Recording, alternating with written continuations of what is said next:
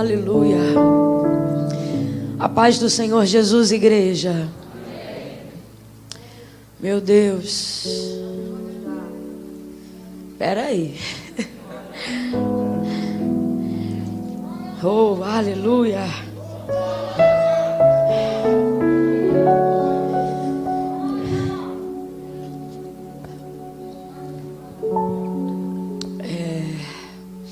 A sensação que eu estou tendo agora é quando você coloca comida demais na boca, sabe? E você precisa fazer algo, responder alguém, mas não tem condições, né? Porque ou você engole, ou aquilo ali vai saindo, né? E eu tô tipo assim nessa manhã. Para eu conseguir entregar o que estava dentro de mim, eu preciso engolir o que eu recebi primeiro. Eu sei que você não está vendo nada na minha boca, mas a sensação que eu tenho é de como se isso fosse literal. Eu preciso ainda terminar de engolir. Meu Deus, que presença, que unção. É interessante que quando eu cheguei aqui, dobrei logo os joelhos, eu disse para o Senhor: Senhor, que igreja linda. E eu não me referia à estrutura do lugar, eu me referia à atmosfera que eu sabia que estava sendo inserida nessa manhã.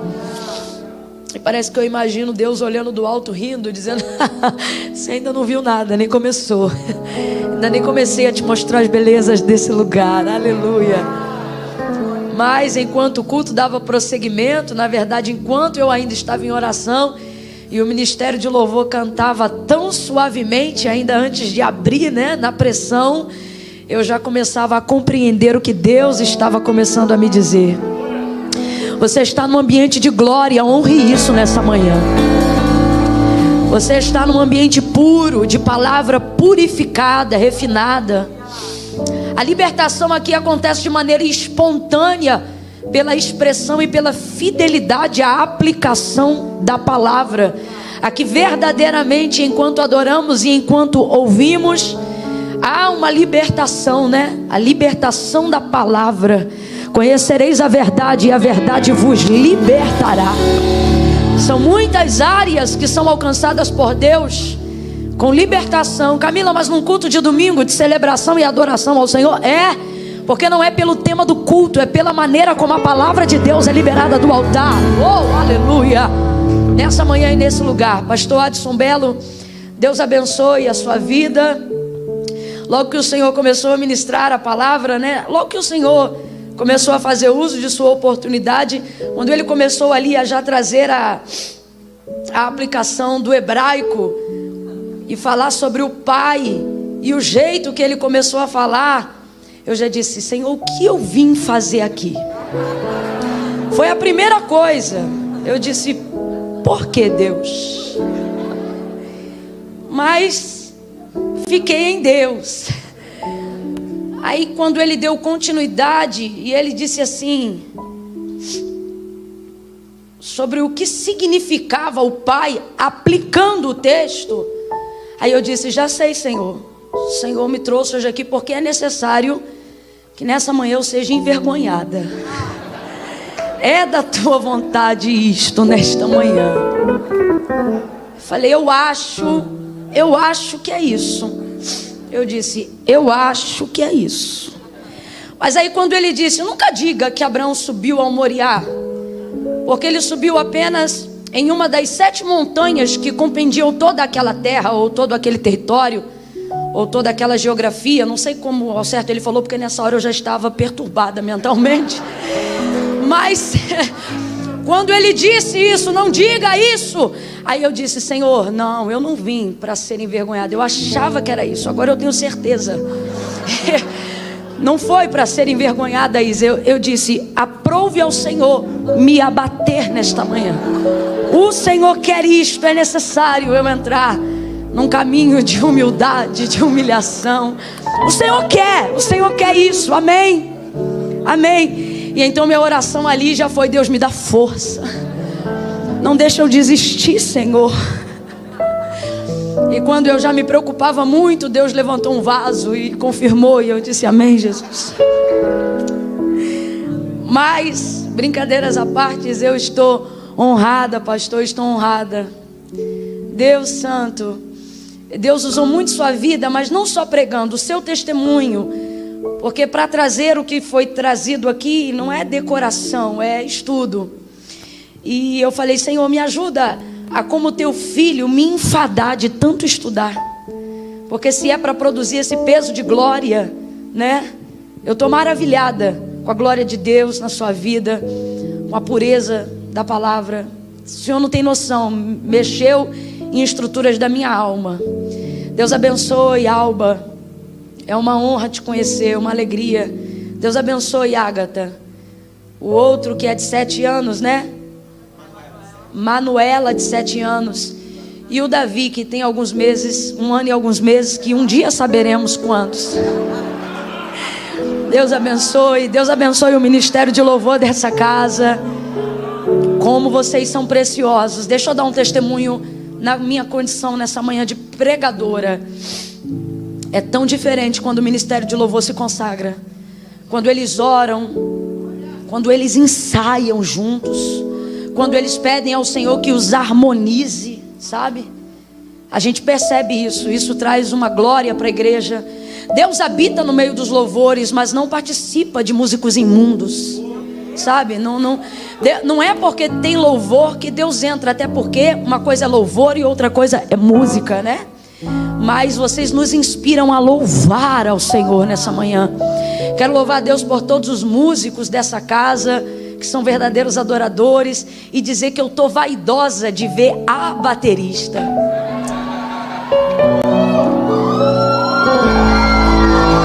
Mano, ela toca muito. Não, olha, se ela tivesse assim, tipo, me ajuda, Senhor, eu nem falava nada, eu só dizia: Deus te abençoe, minha filha. Mas não, ela honra o artigo definido A. Ela, poxa, desculpa, né? Todos são maravilhosos, mas assim, eu fiquei vaidosa da menina. Glória a Deus. Abra comigo a sua Bíblia no Evangelho do Senhor Jesus, segundo escreveu Lucas. Glória a Deus. Evangelho do Senhor Jesus, segundo escreveu Lucas, capítulo de número 5. Enquanto você vai localizando o texto sagrado, deixa eu expressar o tamanho da minha alegria pessoal de ter hoje aqui nessa manhã a pastora Isa Reis. Aplauda o Senhor pela vida dessa serva, mas aplauda com júbilo. Quem conhece sabe, quem não conhece precisa conhecer. Não é saber de um ou de dois. Se não conhece, diz que não conhece. Mas você precisa conhecer. Uma das coisas que sempre me admirou na Isa, me inspirou, foi sua pureza. Pureza é poder. Porque a Isa, ela tem cara de marra. Por causa do jeito. Aí quem não conhece, diz, é marra. Alinhada, arrumada, sempre cheirosa. Essa menina já deu parafuso na minha cabeça da gente entrar num culto que termina de noite, ela emendar numa vigília, eu não ir para a vigília, porque sabia que tinha que levantar cedo. E eu levantava de qualquer jeito, porque quando eu conheci Isa, eu ainda era daquele estereótipo mais assembleanossauro. Ela lavava o rosto, botava a roupa e ia para a igreja. E Isa já não, sempre foi à frente do seu tempo. E aí eu ficava, dava parafuso na minha cabeça, porque eu já não ia para a vigília por cansaço do culto da noite. Isa ia para a vigília, chegava de manhã, entrava no quarto, dormia 1, 2 horas e bugava a minha cabeça, porque quando dava 8 da manhã que eu descia para tomar café, ela já estava. Só que não estava com a cara virada, já estava pronta, como se tivesse dormido 12 horas.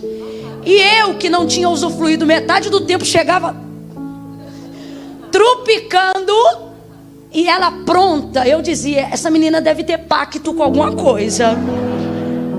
E tem, como Deus Altíssimo. E aí eu lembro que sempre quem estava comigo, eu ainda dizia assim: e tu acredita que ela ainda tem filho? 3, só 3. E sempre zelosa com tudo. Com tudo.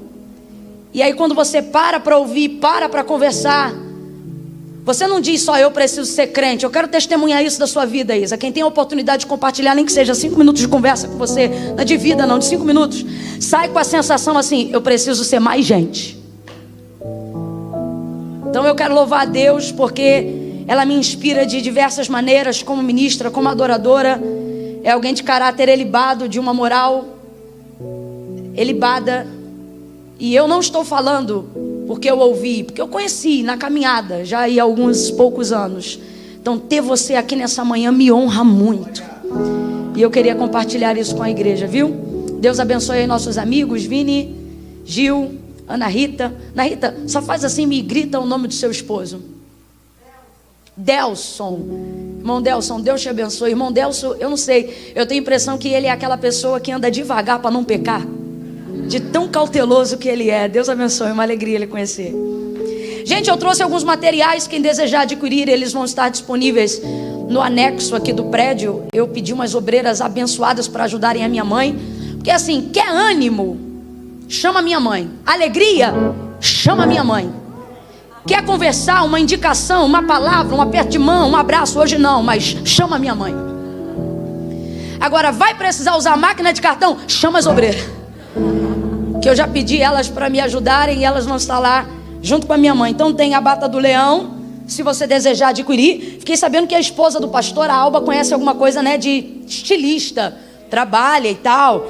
E aí eu gosto dessa bata, pastora Alba, porque eu fiquei sabendo que na linha da indústria da moda, ela tem o efeito block color, que tudo que você mescla com preto e cinza te dá capacidade de combinar com qualquer coisa. Aí eu disse, se eu vou fazer roupa para crente, tem que ser preto e cinza, porque nem todo mundo sabe combinar, mas quem mete essa bata aqui, o que botar vai dar certo. E isso ajuda bastante na hora de se arrumar para ir para a igreja.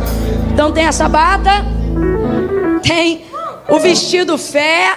Esse vestido eu gosto dele porque ele tem uma malha grossa e bem estruturada e a gola piquê. Camila, por que você está falando isso? Porque se a pessoa é muito magrinha, esse vestido dá uma sensação de corpulência, então fica mais ajustado no corpo. Camila, e se for muito gordinha? Porque a malha é grossa, ele não mostra a dobra, fica lisinho, é uma bênção. E esse outro, que é o que eu mais gosto, e é o queridinho delas, é o vestido do leão, tubinho preto, todo colorido. Colocou uma jaqueta e um tênisinho, derruba 10 anos em qualquer idade. Ninguém diz que você tem a idade que tem.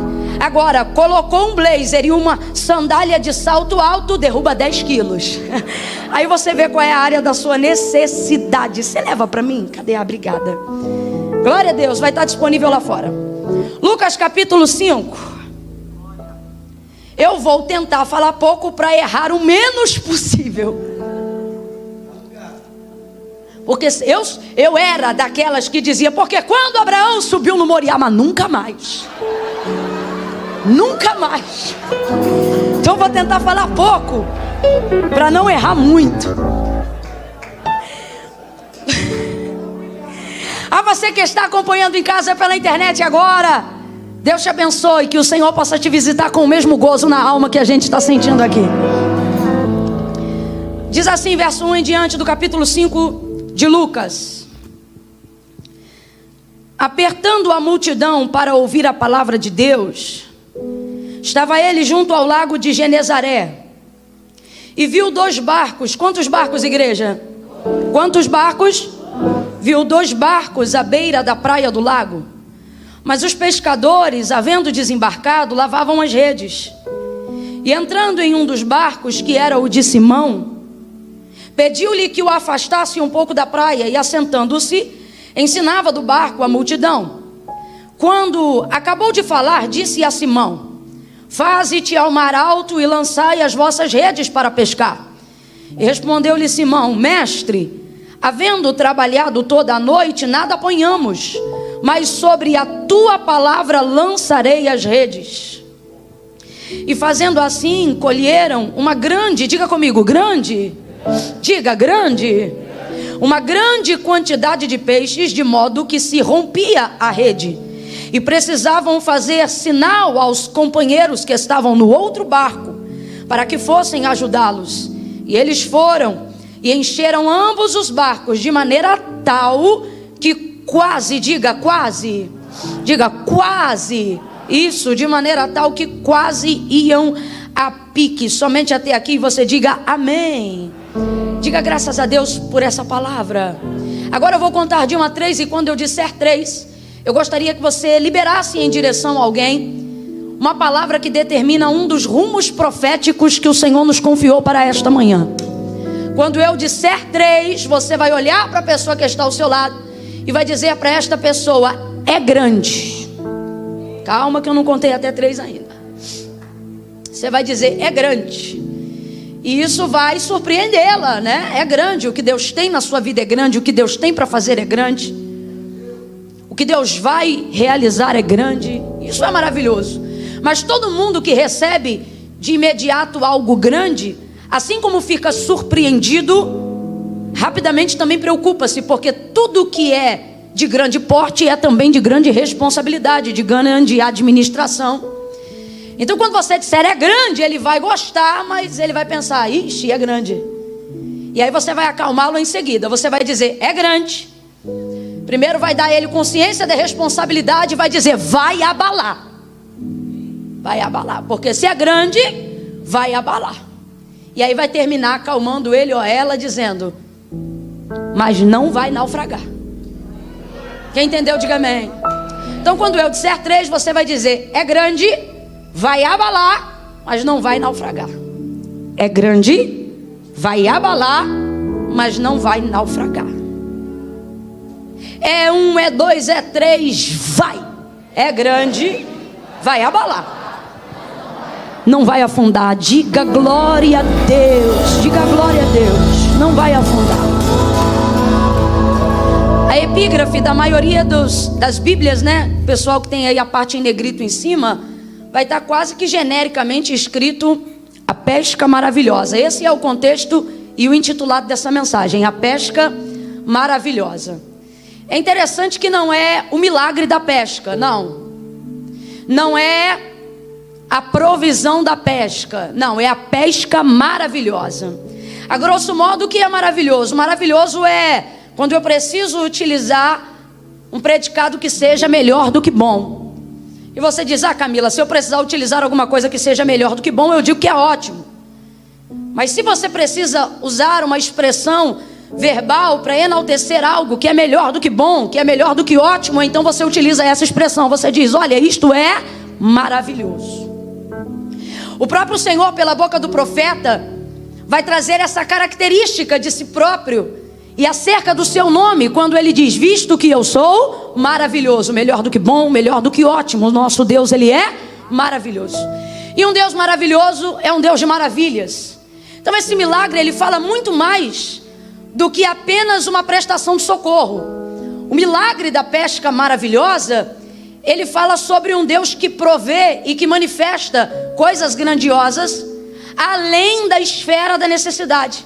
Eu não sei se por uma questão do nosso país ter passado e viver até hoje em áreas e em limites na margem da miserabilidade e da pobreza, a gente acabou criando uma forma de estudo teológico onde nos relacionamos com Deus dentro de um formato de muita necessidade.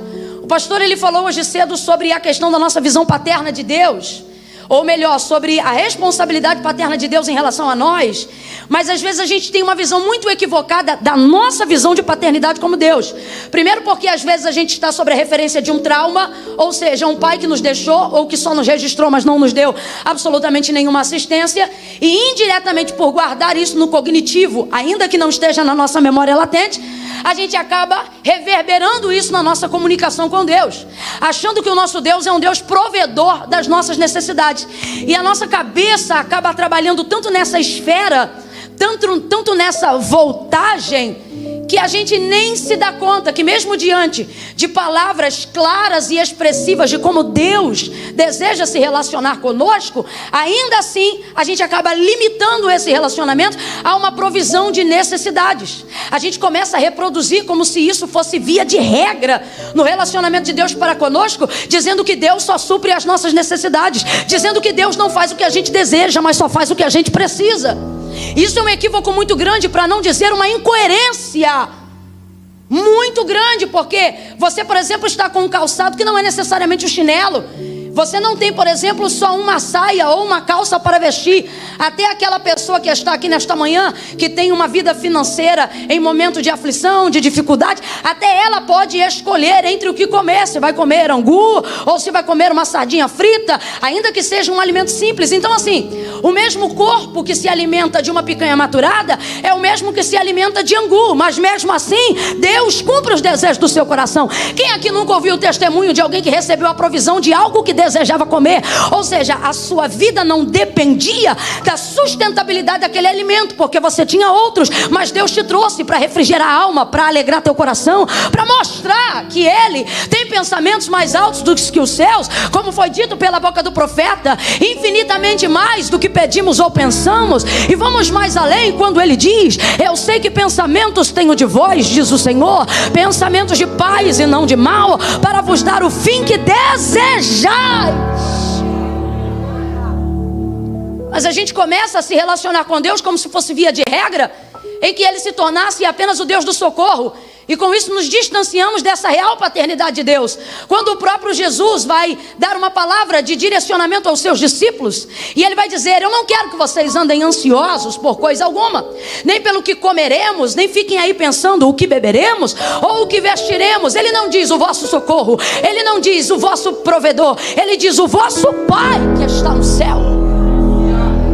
Aí Ele usa exemplo da nossa paternidade terrena, e Ele diz assim: porque se vós, sendo maus, ou seja, na vossa natureza caída, se vocês, sendo maus, sabem dar coisas boas aos vossos filhos, qual dentre vós é o pai que, pedindo o filho um pão, lhe entrega uma pedra? Ou pedindo um peixe, lhe entrega uma serpente? Se vós, sendo maus, sabeis dar coisas boas aos vossos filhos, que fará o vosso Pai que está no céu? Mas ao longo da nossa caminhada, limitamos o nosso relacionamento com Deus, achando que Ele é apenas um agente provedor, achando que Ele é um recurso espiritual para o desesperado. E com isso vamos apequenando, diminuindo, limitando o nível de relacionamento e de vontade que o próprio Deus tem de se relacionar conosco. Quando Jesus fala o que eu acabei de dizer acerca da ansiedade, da provisão diária, Ele está dizendo: ei, se vocês soubessem que o Pai que está no céu, Ele disponibiliza isso para vocês até sem vocês pedirem, vocês utilizavam o tempo de relacionamento para falar em outras coisas, para tocar em outros assuntos, para expressarem de outras necessidades. Eu vou falar bem rasgado e você vai entender. Crente que tem Deus como Pai, confessou Jesus Cristo como Senhor, crente e gente que entendeu a filiação que tem em Deus, em Cristo Jesus, ele não dobra joelho pedindo só arroz e feijão, ele dobra joelho e fala de sonhos do futuro, ele compartilha coisas que estão no âmago, no íntimo da alma. Deus está dizendo a alguém: quando você nem sabia o que era comida, quando você não tinha conta corrente, quando você não sabia como seria o seu futuro, eu já te alimentava, quando você mal me conhecia. Então agora use esse tempo para falar das grandezas daquilo que eu quero fazer. Oh, aleluia! Mas apequenamos, diminuímos, limitamos, porque alguém colocou isso na nossa cabeça em razão do padrão de miserabilidade que já passamos ou já vivemos, e diminuímos isso. E você diz: Camila, qual é o perigo? Será que isso não manterá em nós um espírito humilde? Não. Isso colocará em você uma fé limitada, uma fé de dentro de uma caixinha, uma fé que nunca poderá viver coisas maiores, porque só tem fé para viver as necessárias. E Deus não quer e nem tem isso para nós. E por que eu estou falando sobre isso baseado no texto de Lucas, capítulo 5? Porque Pedro é um pescador, é o que ele faz. Todo mundo que realiza, que faz alguma coisa, que trabalha, e ele não chegou nisso ontem, ele está nisso desde os dias dos seus pais. Então, veja bem, todo mundo que está envolvido em um ofício, que faz alguma coisa há muito tempo, tem itens ou coisas daquilo que faz dentro de casa. Por exemplo, você não chega na casa de uma costureira e não consegue achar nenhum pedaço de retalho de pano, porque ela é uma costureira. Se chegar na casa de um médico, vai ter alguns medicamentos lá.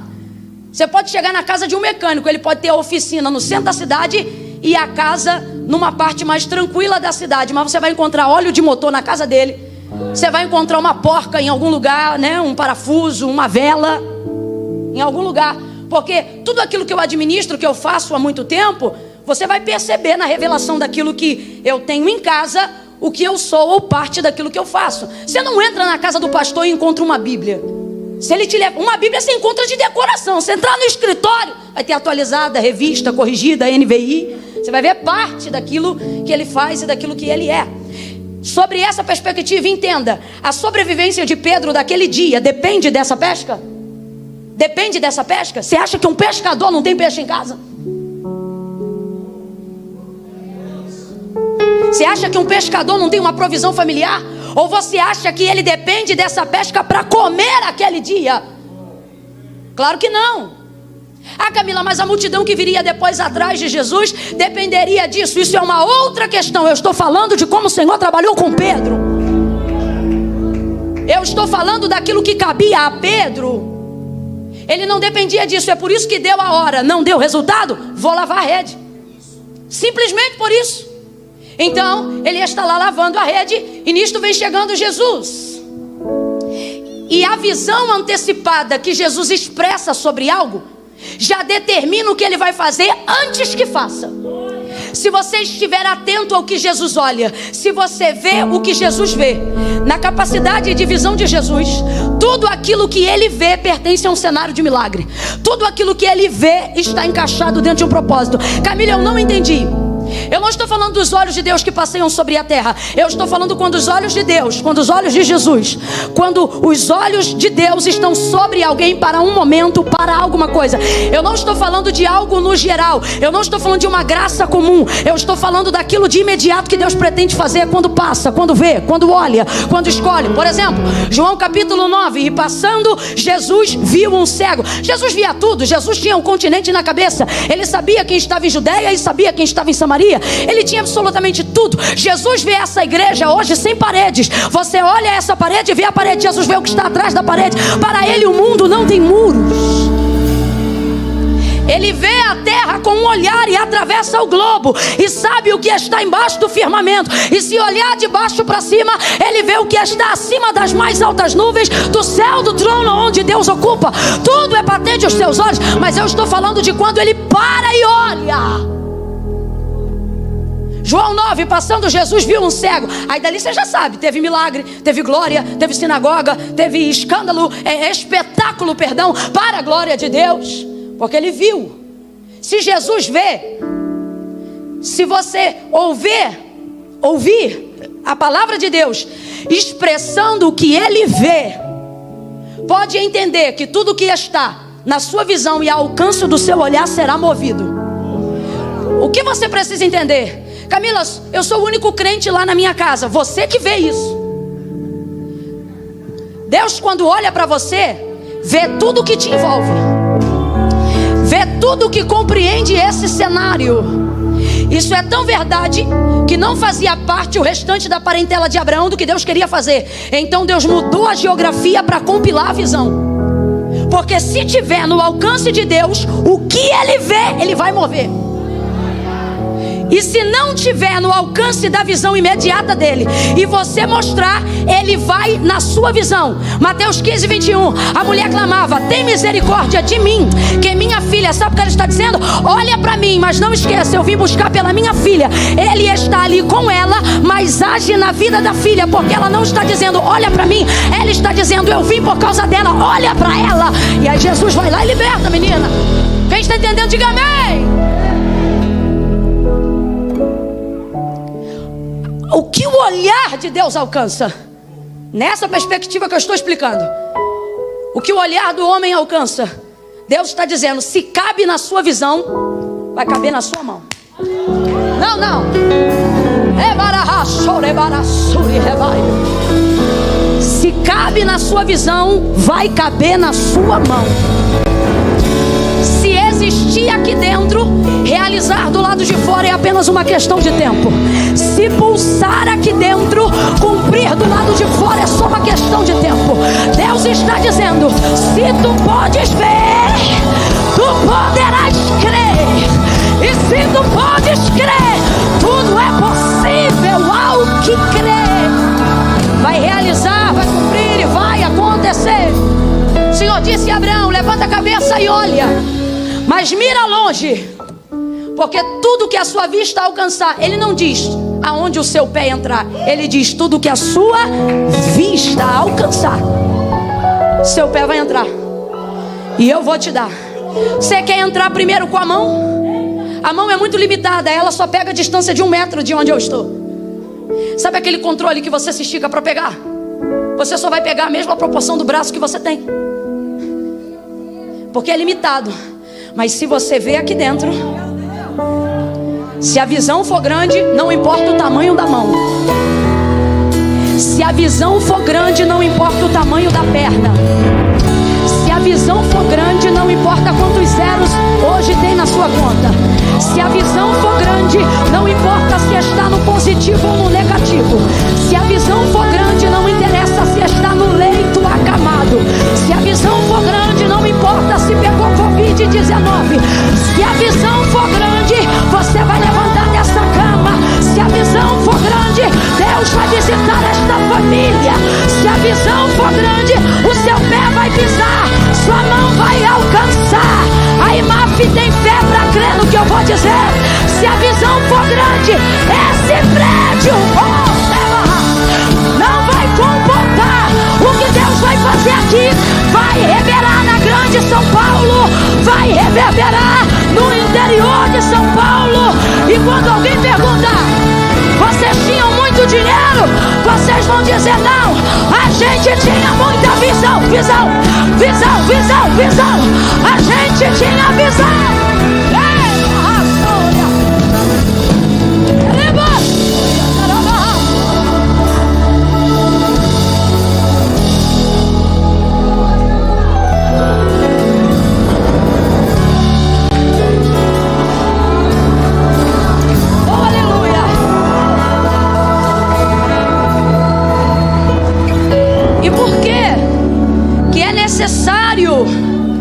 Que nós compreendamos a necessidade de termos uma visão panorâmica. Uma visão panorâmica. Lembra aí da característica do seu celular? Tem uma partezinha nas modalidades de fotografia, aonde uma delas está escrito foto panorâmica. É a capacidade de conseguir, através de um único instrumento, pegar uma visão total ou a maior parte da visão de um lugar. Se você tem um celular um pouquinho mais goiaba, ele só vai pegar 180. Se você já está numa visão, se você já tem um celular mais pan, ele pega até 360. Se você tem a GoPro, você pega de cima e fecha embaixo. Isso tudo vai depender do instrumento que você tem. Isso vai depender da perspectiva, do ângulo que você vê. Então veja bem, quando Jesus chega à beira daquela praia, o texto já diz o que ele vê. Chegando, viu quantos barcos? Você vai ver ele ministrando o tempo todo, de um em um e para um, que é o de Pedro. Mas você não pode esquecer, você não pode se emocionar com o durante e esquecer o que ele viu antes. Porque ele só vai trabalhar em cima daquilo que ele viu. Então, se ele já te mostrou o que ele viu, se ele já compartilhou com você a visão, você não pode se emocionar que só o seu barco está em atividade. Você tem que entender que ele viu 2. E se ele viu 2, tem obra para os 2, milagre para os 2. Porque ele está compreendendo todos os participantes dentro daquilo que ele viu na mesma visão, mesmo que esteja utilizando o barco de um só. Agora, como é que isso vai acontecer? A primeira coisa, e é por isso que a gente precisa corrigir esse sofisma teológico que a gente foi desenvolvendo ao longo do tempo, de que Deus só trabalha de acordo com a necessidade. E por que precisamos dissolver isso para viver as coisas grandes da parte do Senhor, para compreender a visão que Deus tem a nosso respeito, para ver aquilo que Deus está vendo e quer revelar a nós? Precisamos dissolver isso, porque Deus trabalha segundo a medida da nossa fé. Então, se você limita, isto também vem de maneira limitada para você. O poder é limitado, a glória é limitada, a revelação é limitada. E, sobretudo, há um mecanismo para a realização de milagre. Camila, um mecanismo. Se eu fosse traduzir isso agora como se fosse uma aula, eu não utilizaria apenas o critério da soberana vontade de Deus, mas eu falaria para você metodologicamente e sistematicamente que há um mecanismo para a realização de milagres. E a primeira base para a realização de milagres, Camila, isso está disponível para aprendizado? Está na Bíblia Sagrada. O primeiro comportamento, a primeira virada de chave de mente, a primeira coisa que precisamos dissolver para aprender a expressão da verdade para a realização de milagres é esse: Deus não trabalha só para necessidade. Não é via de regra que Deus só faça milagre para quem precisa. E eu, estabelecendo que isso não é via de regra, estabelecerei agora algo que de certo é via de regra. O que, Camila? Milagre não é para quem precisa, é para quem deseja. Vou mais além. Milagre não é para quem precisa, milagre é para quem espera. Há uma expectativa para que haja milagre. Se não houver expectativa, não haverá milagre. Por quê? Deus não faz milagre nem por causa de mim e nem por causa da minha necessidade. O que move Deus a fazer milagre é a revelação de sua glória. Perguntaram: Rabi, quem pecou? Ele ou os pais para que nascesse cego? João 9. Jesus diz: nem ele nem seus pais, mas isto aconteceu para que se manifeste nele a glória de Deus. Aquele homem tinha mais de 30 anos de idade e ele já estava habituado a não ver, mas mesmo assim Jesus vai lhe abrir a visão. Ele era cego de nascença, nunca viu, e não faria falta ver depois de 30 anos sem ver, mas mesmo assim Jesus lhe abriu a visão. Se você olhar, o homem não pediu para ver. Se você olhar, o homem não suplicou para ver. Se você olhar, ele não chamou Jesus. Foi Jesus que parou onde ele estava. Mas o que motivou Jesus a fazer milagre? Ele disse: nem por causa do pai, nem por causa da mãe e nem por causa dele. Isto vai acontecer agora para a glória do meu Pai que está no céu. Camilo, o que você está dizendo? Milagre não é realizado para preciosismo, para esfregar na cara de ninguém e dizer: eu tenho um testemunho. Não. Milagre é assim, porque dele, nele, por causa de mim não, por ele, para minha família não, para ele. São todas as coisas. Todas as coisas. Porque dele, nele, por ele, para ele, são todas as coisas. Qual é a expectativa que eu tenho para que Deus faça?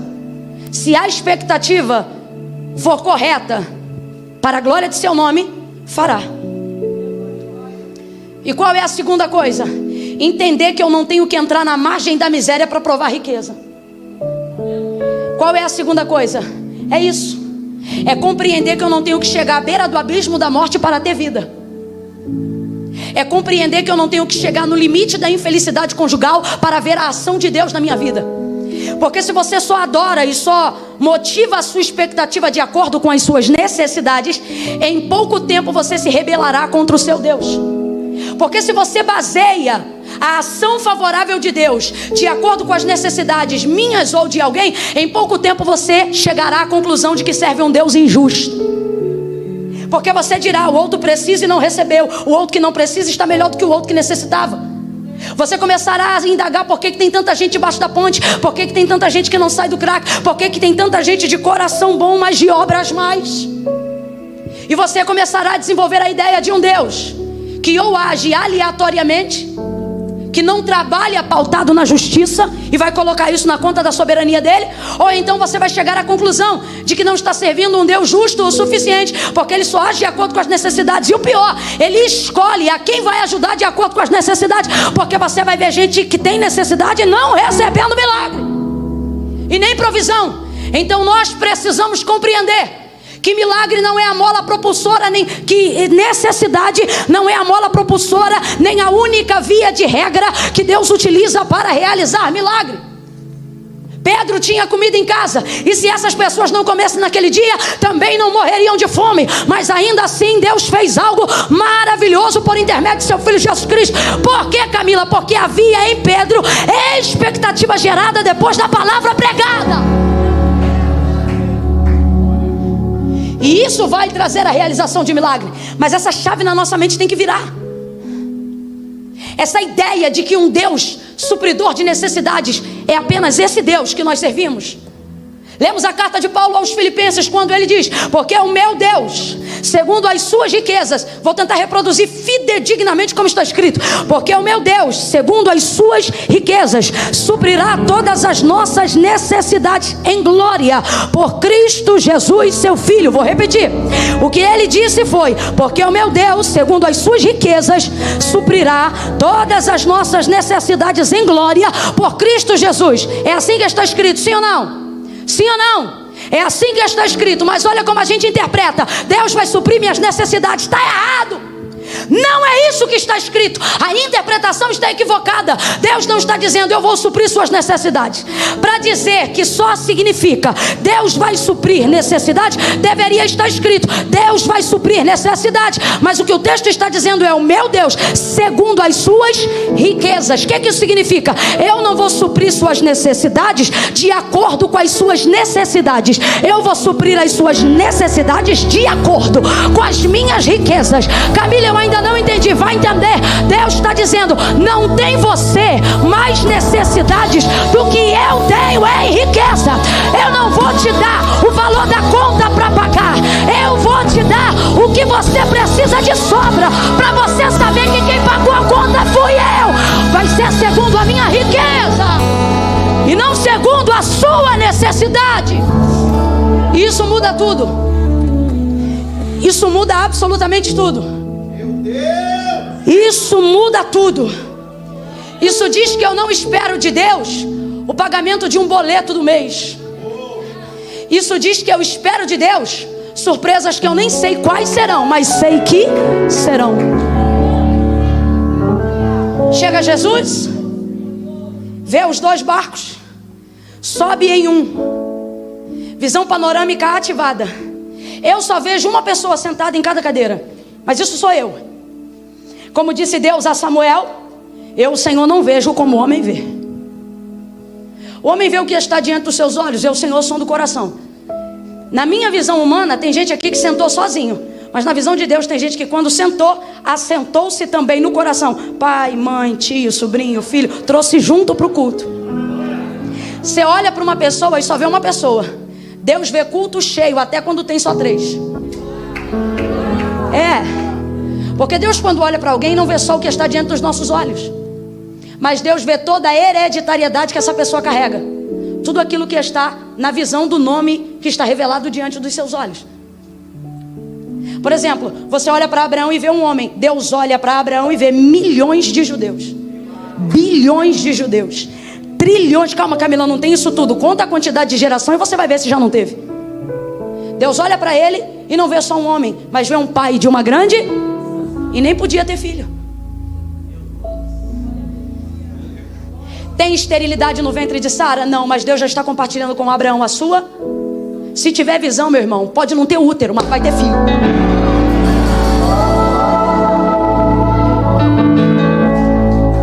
Então Jesus chega, ativa a visão panorâmica. Então a primeira coisa, entender que milagre não é por necessidade. Segunda coisa, visão panorâmica ativada. Se tiver capacidade para ver, terá condições de receber. Se tiver capacidade para ver, Ele vai te dar capacidade para administrar. Camila, mas se é grande, como é que vai caber tudo na minha mão? Já olha para alguém e diz: não cabe. Não cabe. Camila, mas se é grande e não cabe, por que Deus vai me dar? Porque Deus não te fez para ser uma represa. Deus não te fez para ser uma caixa d'água. Vou falar mais rasgado. Deus te fez para ser canal. Deus te fez para ser um rio.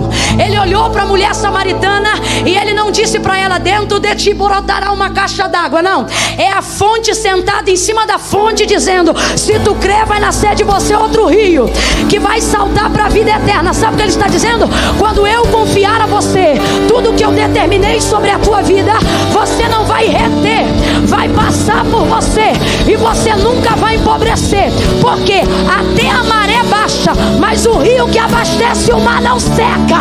Deus está dizendo: eu vou fazer de você um rio, eu vou fazer de você uma fonte, eu vou fazer de você um administrador de riqueza. Então já corrija a visão panorâmica dele e diga para ele: já vou te dizer, não cabe. É por isso que você não pode reter, senão a rede rasga. Não cabe. Jesus olha a visão, 2 barcos, escolhe o de Pedro. Por quê? Não sei. Tenho a menor ideia. Claro que o chamado era de Pedro. Tem uma série de coisas, mas tem uma série de probabilidades. Então vamos ficar só com o que está escrito hoje. Escola de Pedro. Entra no barco de Pedro, porque vai haver milagre. Mas Jesus não foi ali para multiplicar peixe. Jesus foi ali para chamar um homem. Tem coisa que ele faz só porque está no caminho, não porque é a direção, não porque é o destino final.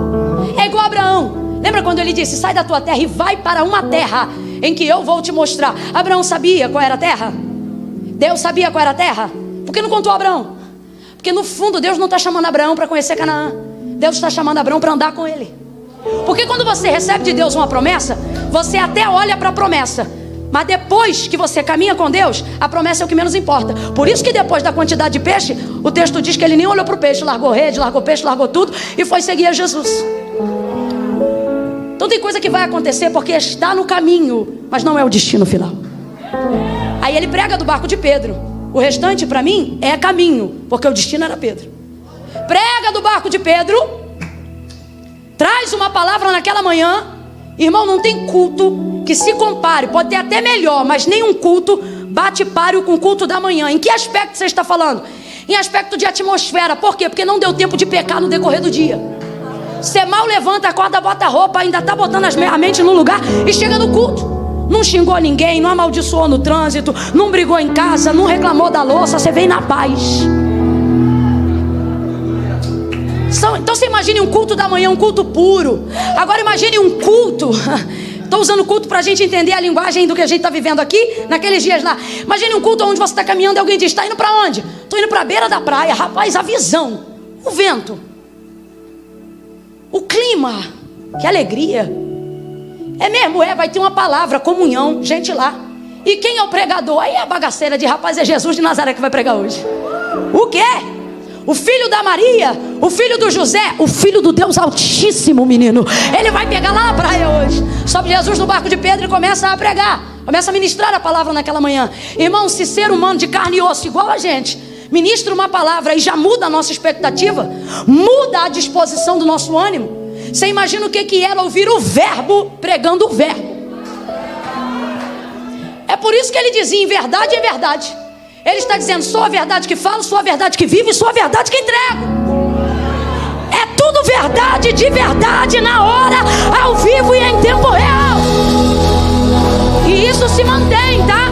Mesmo não sendo mais ele carne entre os homens, isso se mantém. Porque você vai ver que a narrativa dos evangelhos, sobretudo a de João, está sempre no verbo continuativo. E Jesus ia passando, e Jesus ia curando, e Jesus ia fazendo. Por quê? Porque se tiver 2 ou 3, ele vem e continua fazendo, continua passando, continua operando. Chega ele e ministra do barco de Pedro naquela manhã. E Pedro está lavando as redes, mas ninguém consegue continuar lavando depois que Jesus chega. E mesmo que esteja lavando, ele vai parar para ouvir o que Jesus está dizendo. Ou vai conseguir ouvir, mesmo que esteja fazendo o que está fazendo. Vai ouvir. E ninguém que ouve Jesus, irmão, não é Camila Barros não, ninguém que ouve Jesus. É por isso que eu procuro falar só o que está escrito aqui. Porque se for persuasão humana, é um enfado. Você vai dizer: mas é uma gritaria, para que isso? Mas se Jesus vem em cima disso tudo, abafa minhas falhas. E aí você diz: eita, Jesus falou comigo nessa manhã. Imagine agora Pedro ouvindo Jesus. E ele já tem uma expectativa no coração. Agora, veja, ele sabe que Jesus é o Filho do Deus vivo? Ainda não. Sabe que é o verbo em carne? Também não. Só que Jesus é um pregador excelente. E ele tem o que nenhum dos doutores da lei tinha: um nível de autoridade para pregar que ninguém tinha. E não é só por ser o Filho de Deus, mas é por ser o legislador da lei que eles promoveram. Então ninguém vai falar melhor de uma obra do que o autor da obra, sim ou não? Então é mais ou menos a mesma coisa. E o povo dizia: ele até fala o que a gente já ouviu, mas ele fala como quem tem autoridade. Pedro está ouvindo um sermão que nunca ouviu. Pedro está envolvido numa graça que nunca sentiu. E quando ele vê, Jesus termina de trazer a palavra, o ensino daquela manhã, desce do barco, vira em direção a ele. E é aquela hora que você vê alguém que você admira, porque tocou nele, é Jesus. e vem chegando em sua direção. Sabe quando você tem alguém como referência e de repente essa pessoa te liga? Já viu isso em programa de televisão? Você acha que alguém está muito alto, aí o telefone da tua casa toca, o apresentador está ao vivo e diz: é fulano, a pessoa diz: tá, e eu sou a fulana, e desliga na cara. Quer dizer, é uma referência muito alta para estar perto de mim. Quando Jesus vem chegando, ele não anuncia quem é, mas Jesus traz uma multidão muito grande. Ele tem a massa com ele, então ele é importante. Será que é João Batista? Não, não é João Batista. Então quem é esse? Está aí, vai falar, todo mundo para ouvir. Ele tem uma popularidade impressionante. Esse homem merece atenção. Depois que ele termina de pregar ou de trazer a palavra, que palavra! Tudo isso vai gerando nele expectativa. E de repente, o homem dos milhares fita um. O homem dos muitos vai em um. É você sentir-se escolhido no meio da multidão. No meio da multidão. Eu imagino que o coração de Pedro já não está mais batendo aqui, já está batendo aqui. Sabe quando bate aqui? Tum, tum, tum, tum. Jesus chega diante dele e libera a palavra. Libera a palavra. Irmão, pode ter expectativa, mas ela só vai se realizar se corroborar com a palavra. Vamos lá. Pode ter expectativa, pode ter desejo, mas só vai realizar se houver palavra. Pode ter o Espírito Santo de Deus, pode ser crente do manto, do remanto, do ré, do prá, do xabataca. Só vai cumprir se tiver palavra. Pode subir monte, virar no jejum, rapar a cabeça, fazer voto. Pode rapar a barba, jejum de Daniel. Pode fazer 7, 14, dobrar no 21. Se não tiver palavra, a palavra não torna a expectativa concreta. A palavra não torna a expectativa real. Vai ficar só no campo do sentimental. Vai ficar só na parte da imaginação. Só vai desenvolver o lúdico. Não vai tornar aquilo real. Rapaz, isso é tão sério, que até Deus impõe esse limite para o seu modo de operar. Gênesis 1: no princípio a terra era sem forma e vazia, o Espírito de Deus se movia. Tem Espírito ou não tem? Tem Espírito ou não tem? Tem, mas não tem luz. Tem Espírito, mas não tem árvore. Tem Espírito, mas não tem semente. Tem Espírito, mas não tem estrela. Tem Espírito, mas não tem sol. Tem Espírito, mas não tem lua. Camila, mas não tem o Espírito? É, não é de Satanás não. O texto diz: o Espírito de Deus se movia sobre a face das águas, sobre a face do abismo. Se movia onde? No meio das trevas. Duas verdades. Primeiro, não há treva dense que Deus não mova. Não entre e não faça. Ele entra onde Ele quer. Do Senhor é a terra, a sua plenitude, o mundo e aqueles que nele habitam. Camila, o auge da luz, Deus está? Está. E por isso disse Davi: se eu botar minha cama no mais profundo abismo, onde nascem as trevas, ali Ele também me vê. Se movia, mas não trouxe a realização de nada do que pesamos, respiramos, tocamos ou vivemos hoje. Quando foi que as coisas começaram a acontecer? Quando houve Espírito? Não, Espírito é necessário porque gera expectativa. Reage, mas só reage a uma coisa: reage à palavra. Então, enquanto tinha Espírito, mas não havia. Por isso que tem gente que é do ré, é do prá, tem Espírito. Sobe monte, desce monte, mas na hora da palavra dá um comichão nele. Não aguenta a palavra. Não ora a palavra, não prega a palavra, não canta a palavra, não estuda a palavra, não ministra a palavra, não vive a palavra. Então ele só tem expectativa. O que é expectativa? Pressão de Coca-Cola. Parece que vai, mas baixa. Só expectativa. Agora, se houver a palavra, aí o texto diz: logo após as densas trevas, e disse Deus. Palavra. Haja luz. E houve luz. Pedro obviamente tem uma expectativa, mas ainda não tem uma. Vem, gente, ainda não tem uma palavra.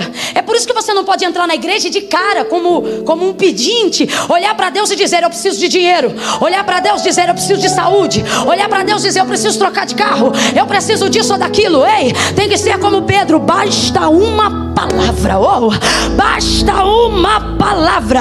O Senhor está dizendo: se tiver palavra, vai ter saúde. Se tiver palavra, vai haver prosperidade. Se tiver palavra, vai haver porta aberta. Se tiver palavra, vai haver mudança. Expectativa sem palavra é refrigerante. Agora, gerou expectativa, vem Jesus e diz: faze-te ao mar alto e lança as redes para pescar. E essa é a parte mais difícil e eu caminho para concluir aqui. Por que a parte mais difícil? É quando você gera expectativa em alguém, e nesse caso aqui em Jesus, em Deus, e você sabe que Ele tem poder para resolver tudo a qualquer hora, a qualquer momento. Lavar a rede fala da frustração de um momento, acabou, parou. Não tenho mais expectativa naquilo, sim ou não? Sim, não tenho, hoje não dá mais, o mar não dá para peixe. Só que Jesus vem e uma palavra dá a Ele uma motivação nova. Mas por que eu digo que é a parte mais difícil? Porque Jesus não está mandando ele fazer uma coisa nova. Entenda, ninguém precisa de uma nova expectativa para fazer uma coisa nova. Ninguém. Se você sabe que vai fazer ou vai ter uma coisa nova, você não se prepara para aquilo, não, é natural. Compra uma roupa nova, você pode não ter lugar para ir, você vai inventar um lugar só para botar roupa. Sim ou não? Sim ou não? Porque a roupa é nova, e tudo aquilo que é novo te dá uma expectativa igualmente nova. E por que essa parte é a parte mais difícil para a execução de um milagre? Porque a gente quer ver milagre e quer que Deus faça algo novo, porque não acreditamos nos métodos que já conhecemos e ficamos frustrados quando damos continuidade fazendo aquilo que é certo, mas percebendo que mesmo fazendo o que é certo, a coisa não dá certo. Então você não quer continuar fazendo o que você sabe fazer. Você não quer continuar entrando onde você entra, pregando o que você prega, orando o que você ora, porque você está em busca de um resultado. E quando você vê que o método que você aplica não traz para você o resultado que você espera, você pensa na sua cabeça: qual é a primeira coisa que eu tenho que fazer? Isso é lógica, mudar o método, sim ou não? Aí você está olhando para um homem que tem poder para, caso quisesse, dizer assim: joga a rede na areia. Podia ou não podia? Se ele quisesse, podia ou não podia? E hoje a ciência dá um jeito de explicar isso. E Pedro jogasse na areia e quando puxasse, tivesse peixe pulando no deserto. Não, Deus faz. Você cria a expectativa de que Deus vai te dar um método novo, porque você está cansado de ser esse velho pregador, porque você está cansado de ministrar a palavra desse jeito, porque você está cansado de fazer sempre as mesmas orações e ver que as pessoas que são alvo das mesmas orações ainda não se salvaram, ainda não se libertaram, ainda não se converteram. Você está cansado de orar na mesma casa e ver que não consegue mudar de casa. Você está cansado de orar para Deus combater o mesmo tipo de pecado e percebe-se ainda amarrado a vícios e maus hábitos. Então, quando você vê que o método não dá o resultado esperado, tudo o que você espera de Deus é que Ele altere o método para você conseguir o resultado. Então você vem no domingo de manhã buscando de Deus um método, você ora a Deus buscando de Deus uma nova direção, você busca a Deus dizendo: faz o que o Senhor nunca fez, faz alguma coisa nova. Então você cria essa expectativa. Por quê? Porque Deus pode, porque Deus é, porque Deus faz, porque Ele é novidade. Mas a parte mais complicada é quando eu espero de Deus o novo e Ele me diz: vai lá e pratica o velho. É muito difícil. Por quê? Porque ninguém precisa de uma expectativa nova para fazer uma coisa nova. Mas quando Deus quer chamar alguém, Ele afere a maturidade dessa pessoa, Ele afere as habilidades dessa pessoa. Ele está te chamando dentro do conjunto do que você pertence. Então Ele não quer desfazer de você para te chamar. Ele te chamou justamente por causa do que você faz. Então não é da vontade de Deus mudar tudo para te chamar. É da vontade de Deus usar o que você tem, trabalhar com quem você é. Porque o que levou ele a essa praia não foi apenas buscar um homem, mas buscar um pescador. Camila, como é que você sabe disso? Porque ele não disse: vem comigo. Ele disse: venha pescar homens. Deus está associando aquilo que Ele faz, aquilo que Deus quer fazer. E por que é essa parte difícil? Porque você está buscando de Deus um método novo. E essa parte é muito difícil. É quando Deus olha para você e você diz: eita, Deus vai fazer algo novo. Aí Deus diz: vai lá e continue orando por esse mesmo marido. Como? Do mesmo jeito que você vem orando. É difícil. Quando você pertence a um ministério que não é esse, vai ver, está visitando aqui nessa manhã. E aí você diz, eu vim hoje aqui receber uma direção, porque eu quero saber se eu saio da minha igreja para ir para a igreja X ou Y. Aí Deus usa a boca da pregadora por intermédio da palavra, e Ele diz assim, nem para X nem para Y. Continua adorando na sua igreja, continua orando na sua igreja, continua ministrando na sua igreja. É mais fácil para quem está aqui hoje dizer, Deus, me dá motivação para que eu consiga um casamento. Sabe o que é difícil? Orar a Deus hoje e dizer, Deus, me dá uma motivação nova para continuar convivendo com esta mulher antiga, porque mulher não envelhece. Eu preciso, você acha nobre viver algo novo? Sabe o que é nobre?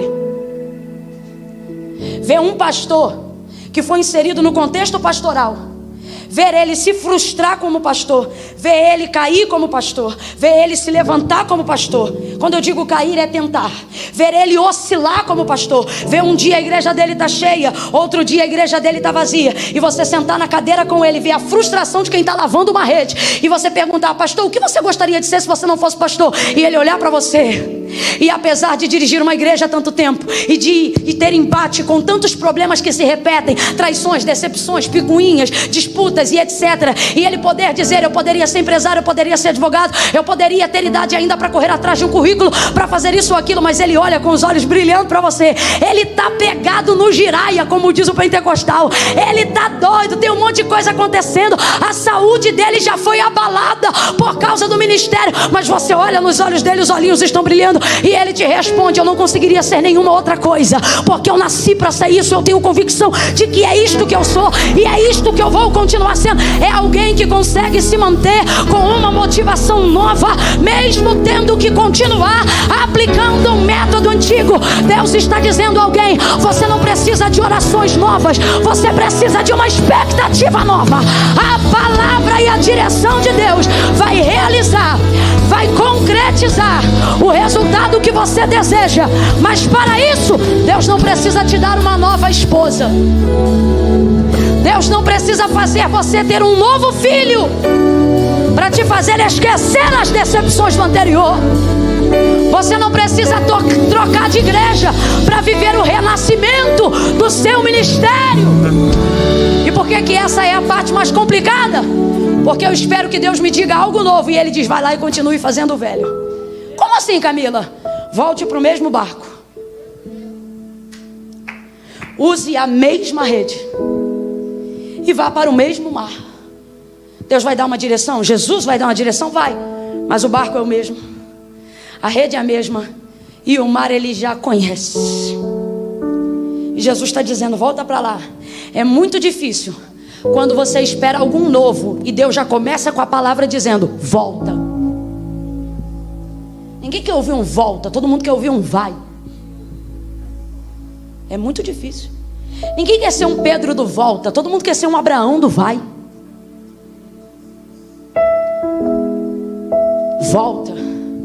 Volta para casa hoje e continue amando esse marido. Volte para casa hoje e continue investindo nesse filho. Qual, Camilo, do boletim das notas vermelhas? Volte e continue pagando a faculdade para ele. Camila, mas não está dando resultado. E é aqui que Deus afere se a gente vai ser chamado. Ou melhor, chamado a gente está sendo, se a gente vai ser escolhido. Por quê? Porque Jesus sabia que ele ia pegar a maior quantidade de peixes que já pegou na vida. Sim ou não, igreja? Sim ou não, igreja? Jesus podia, já sabendo que o método era velho, dar a motivação nova, animando ele com o resultado. Pedro, pode voltar, pode segurar a mesma rede, entrar no mesmo barco, voltar para o mesmo mar, porque você vai pegar peixe, filhão, como nunca pegou antes em toda a sua vida de pescador. Mas Jesus não fala o resultado. Por quê? Porque Ele não está chamando e não quer usar pessoas para ser alvo de milagre, pessoas que só olham para o resultado. Por quê? Jesus não procura pregadores que só olham para o resultado, pastores que só olham para o resultado, mães e pais que só olham para o resultado, filhos que só querem o resultado. Ele está procurando pessoas que sejam fiéis aos métodos. Ele tem a palavra de Deus, o método é a palavra, é a direção. Vai e joga, faz assim. Palavra, enviou sobre ele a sua palavra. Tanto que Pedro diz: já pesquei a noite inteira, estou voltando agora de manhã, não peguei nada, mas sobre a tua palavra, teu método, tua direção, teu comando, eu vou lá e vou fazer de novo o que eu fiz a noite inteira. Aí Jesus sabe que ele vai pescar peixe como nunca pegou na vida, mas não diz para ele. Poxa, se dissesse ia animar, né? Porque uma coisa é você morar a 15 quilômetros de distância da minha casa, uma coisa é você ter que pegar um mototáxi, um ônibus e o trem para chegar na minha casa, e eu ligar para você e dizer: vem aqui. Qual é o método? Um mototáxi, um ônibus e um trem. Você vai pensar, vai dizer: meu Deus, mas vou lá fazer o quê? Outra coisa é eu dizer: vem aqui em casa que eu tô com um negócio para te entregar. Meu irmão, podia ter no meio desse translado 2 barcos, um cruzeiro, um avião. Dependendo, se você sabe que eu estou com o que você quer, você rasga o continente e vai parar lá, sim ou não? Porque aquilo que eu sei que eu vou receber me dá motivação para cumprir o método. Se isso é verdade, por que Jesus não conta para ele o resultado? Porque quem vai pelo resultado corrompe a integridade do método, porque está indo pelo resultado. E Deus, Jesus, não quer que ele vá pelo resultado, quer que ele vá por fidelidade ao método. Ele diz: por que mandas? Lembra dele no mar? Quando estava o barco sacudindo? Isso aqui é a experiência do chamado. O barco está sacudindo, está todo mundo com medo. O texto diz que haviam ondas que açoitavam a embarcação, o vento soprava e fazia barulho. Jesus olha de longe, Mateus 19. O povo olha Jesus, os discípulos olham Jesus e gritam de medo: ai, é um fantasma! Jesus está de longe, tem vento, tem água, está difícil de enxergar, mas a voz dele é bem audível sobre as águas. Salmo de número 29. Aí eles conseguem ouvir a voz de Jesus, mas ainda não tem certeza que é Jesus. Como é que sabe que não tem certeza? Porque Pedro diz assim: se for ele vai me mandar fazer uma coisa que eu sei que eu só sou capaz de fazer pela ordem dele. Por quê? Porque eu já fiz coisas que não deram certo, só deram certo porque eu as refiz pela palavra. Aí ele olha para Jesus e diz: se és tu mesmo, manda. Se és tu mesmo, libera a palavra. Se és tu mesmo, dá o comando. Se és tu mesmo, libera a ordem para que eu vá te encontrar por cima das águas. O Senhor não dá um sermão grande não, ele só diz assim: vem. Tem 2 maneiras de ver Mateus 14. Primeira, perdão, não é Mateus 14 não, lá ele é Mateus 14 sim. Lá, 2 perspectivas. Primeira, você pode dizer: Pedro andou sobre as águas. Mas eu vou ser sincero, alguém anda sobre as águas sem prancha? Não. Então a segunda perspectiva é: Pedro andou sobre a palavra. O que é a palavra? A palavra é a ponte que une o meu método ao resultado. Por que Pedro não foi voando? Porque Deus não vai eliminar a disciplina do método só para você ter o resultado. Porque Deus não está olhando e escolhendo filhos para viverem o resultado. Deus está levantando filhos para saberem se eles são disciplinados, para saber se eles são submetidos, para saber se eles são subordinados à sua palavra. Por quê? Porque haverá momentos que você vai ter que ter coragem de executar a palavra sem ter expectativa no resultado. É Jeremias, vai lá e fala, mas o povo não vai crer. Mas eu não te chamei para dar resultado, eu te chamei para cumprir o método. Entrega a palavra. Jesus sabia que ele ia pegar peixes como nunca pegou, mas não anima ele. É por isso que tem gente frustrada e arrebentada. E que fique. Camila, isso é praga? Não, consequência de quem se corrompeu no método, olhando para o resultado. Pregador que só prega para pagar conta, só vai pagar conta, o miserável. Porque ele ouviu alguém dizendo: vai lá e tenta. Ministério não é para quem tenta. Ministério não é cabide para desempregado, de quem não deu certo na área A, na área B. João 15: não fostes vós que escolhestes a mim, mas eu que vos escolhi a vós. Camila, o que eu faço para ser chamado? Você não faz. Você não faz. Você não faz. Camila, mas se eu meter um, né? Você não vai fazer. Não vai fazer. Ó, o anjo Gabriel chega para Maria: você vai gerar, eu sou virgem, você vai gerar e vai dar luz ao Filho de Deus. Quando ela diz como se dará isso, que é a mesma palavra que Zacarias, o esposo de Isabel, sacerdote, fala quando recebe a visita do mesmo anjo. Como se dará isso? Para Zacarias o anjo diz assim: você vai ficar mudo. Ué, mas usou a mesma palavra de Maria, mas para ele teve sentença: vai ficar mudo até o dia do nascimento do teu filho. Porque o como se dará o como se dará que ele fala, significa isso, a palavra é a mesma, a transliteração do verbo é a mesma. Só que Deus não vê só o que sai de fora, Deus vê qual é a fonte que te mandou dizer. Avalia a intenção. A palavra é a mesma, mas a intenção é diferente. Quando Zacarias diz como se dará isso, a intenção é: Isabel é estéril. A intenção é: Isabel não pode dar à luz. No fundo, se fosse no século 21, você está louco. Maria, a mesma frase: como se dará isso? Só que quando ela diz como se dará isso, ela não está dizendo não tem como acontecer. O que ela está dizendo é: o que eu faço para cooperar? Olha a diferença de quem está disposto ao método. Como se dará isso? Ela está dizendo isso aqui, ó: o que eu faço? Vamos lá, ela está dizendo o que eu? Olha a resposta do anjo: descerá sobre ti o Espírito Santo, e o poder do Altíssimo te envolverá. Vamos traduzir? Vamos interpretar? Olha o que o anjo está dizendo para ela: você não faz nada. Por quê? Deus não te chamou para fazer. Quem vai fazer é Ele. Ele só quer que você seja. É só para você continuar sendo a Maria pura, a Maria santa, a Maria humilde, a Maria simples, a Maria obediente. Por quê? Porque Deus não está te chamando para você fazer. Quem vai fazer é Ele. Ele só te chamou porque você é. Volta para cá, Lucas 5. Por que eu devo ser fiel ao método? Porque só Deus tem autonomia de resultados.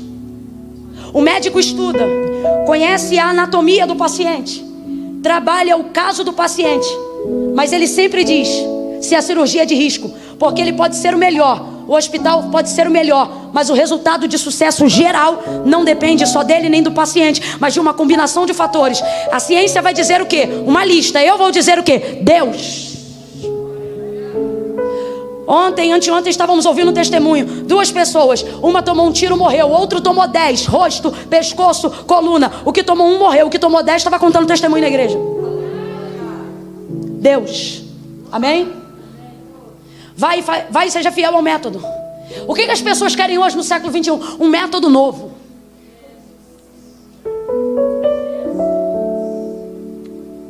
Porque a gente acha que vai alterar o resultado. Olha, pregue assim, pregue assado, faça assim, faça assado. Seja isso, seja aquilo. Isso aqui é muito sério. Guarde o que eu vou lhe dizer. Se você não gravar nada do que eu falei nessa 1 hora e 20 minutos, nada do que eu falei você gravou, grave isso. Nem tudo que está dando certo significa que foi feito do jeito certo. E nem tudo que ainda não deu certo significa que esteja sendo feito do jeito errado. Só que tudo vai depender se você quer fazer o certo ou se você só quer que dê certo. Se você só quer que dê certo, fazer o certo não será o suficiente, porque para quem só olha o fim, tudo justifica nos meios. Mas assim como a gente aprendeu na 5ª série uma coisa chamada prova real, que é quando você tem que pegar o valor somado ao valor do resultado para saber se deu o resultado certo, o céu trabalha com esse tipo de caixa. Não adianta ter um resultado positivo no final se houve um método equivocado durante a equação. Tem gente que está arrebentando aqui na terra, mas não vai entrar no céu, porque lá a conta não fecha. Lá a conta não fecha. Não fique louco querendo métodos novos para obter rapidamente seus resultados. Seja fiel aos métodos e Deus garantirá resultados. Quando você é fiel ao método, até o que era para dar errado dá certo. Porque você quer resultado? Não, porque você está olhando para o método, para o cumprimento da palavra.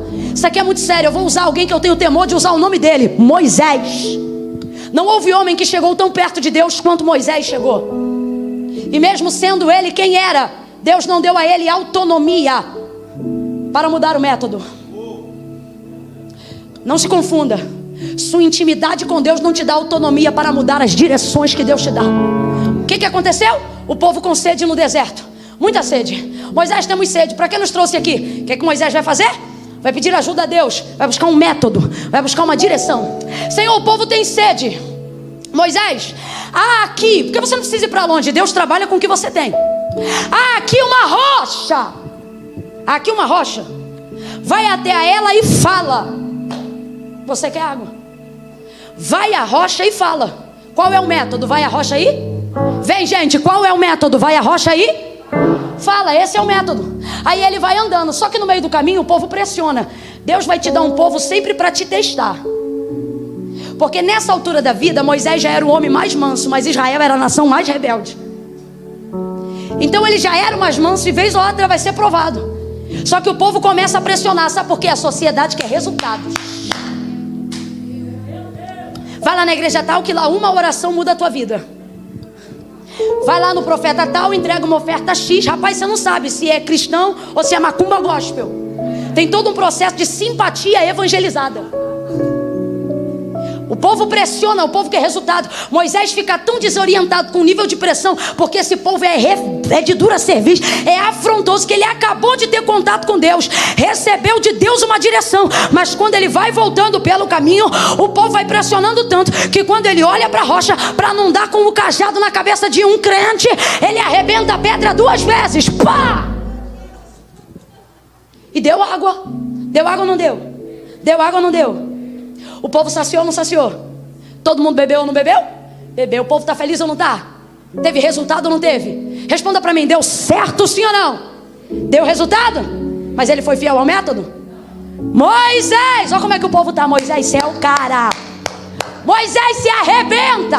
Líder igual você não tem. Moisés, Moisés virou tudo, hein? Moisés quebrou tudo, hein? Que revelação. Eita, Moisés, tá bombando a agenda, hein? Moisés, ó.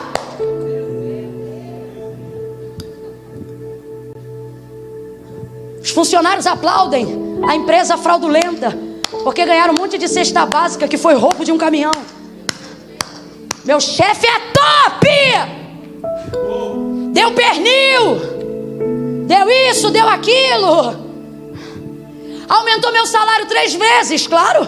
Ele tem receita bruta e deveria dar 27% e 30% para o imposto de renda, mas ele come todo mês, todo ano. E você está lá dizendo, não importa, importa é que a gente está tendo resultado. Deus diz, Moisés, vem cá. Não te disse eu, fala a rocha, mas porque tu feriste, eu vou dar a terra que jurei aos seus pais que lhe daria, e somente a geração de Josué e Caleb lhe entrarão, porque este povo perecerá neste deserto. Mas tu, Moisés, não entrará. Vai ver, mas não vai entrar. Está vendo aquele monte? Sobe ali e morre lá. A quem muito é dado, muito é. Quando Deus chama alguém que é fiel aos métodos, se ele no caminho se corromper com o resultado, é melhor que Deus leve logo, para não perder a pureza do ministério, para não perder a pureza da chamada. Jesus sabia, mas não disse para ele, vai que você vai pescar muito, porque Deus não quer andando com ele gente que só anda por causa dos resultados. Deus quer andando com ele gente que é fiel aos métodos. Foi ele, lançou a rede, jogou com força, a rede assentou, começa a puxar. Quando puxa, começa a arrebentar. E o barco vira. E a parte da superfície encosta na água. Camila, entra um pouco de água, com certeza, se quase ia a pique. Estalou a madeira. Por quê? Porque é grande. Nós queremos obter grandes resultados e não queremos sacrificar a estrutura em nada. Só que uma das ideias que eu tenho de por que Deus em Cristo escolheu o barco de Pedro, é porque quando ele entra no barco, eu tenho para mim que enquanto ele está pregando, ele está medindo a estrutura de ponta a ponta e dizendo, vai envergar aqui, vai instalar ali, mas deixa eu ver se aguenta. Eu imagino, eu não sei como era o outro barco, mas eu imagino que Jesus olha para o outro barco e diz, aquele ali eu conheço, a madeira não é igual a essa daqui, esse aqui vai aguentar o tranco da primeira puxada. Deus está dizendo, ei, eu não te coloquei de gaiato nessa embarcação, eu avaliei a tua estrutura e medi a tua profundidade antes de saber se você aguentaria o peso daquilo que eu confiaria a você. Deus está me usando nessa manhã para dizer quem está em casa, Deus está me usando nessa manhã para dizer quem está na igreja. Parece que vai arrebentar, arrebentar, porque você se dispôs a cumprir o que Deus mandou, porque você se dispôs a ver o que Deus vê. Mas Deus te trouxe aqui nessa manhã para dizer: já medi a tua estrutura, vai balançar, vai sacudir. Tem dia que você vai ficar debilitado, tem dia que a sua saúde vai ser alvejada, mas você não vai afundar, tua casa não vai afundar, teu ministério não vai afundar. Eu conheço a tua estrutura. Joga a rede, puxa, Pedro. Ele puxa, bombeia, aperta, estala, entra água. Isso aqui é Paulo aos Coríntios. Abatidos. Eu vou fazer igual o cantor que já dorme no Senhor cantava: pregue as rosas, mas não deixe de dizer às pessoas que para desfrutar do seu perfume precisa suportar os espinhos. Gente, você quer a salvação de alguém na tua casa que diz que nunca vai ser crente? Então se prepare, seu barco vai ser abalado. A gente quer viver coisa grande, quer alcançar a comunidade, mas não quer aguentar a água entrando. Sabe o que interrompe o náufrago desse barco? Um quase.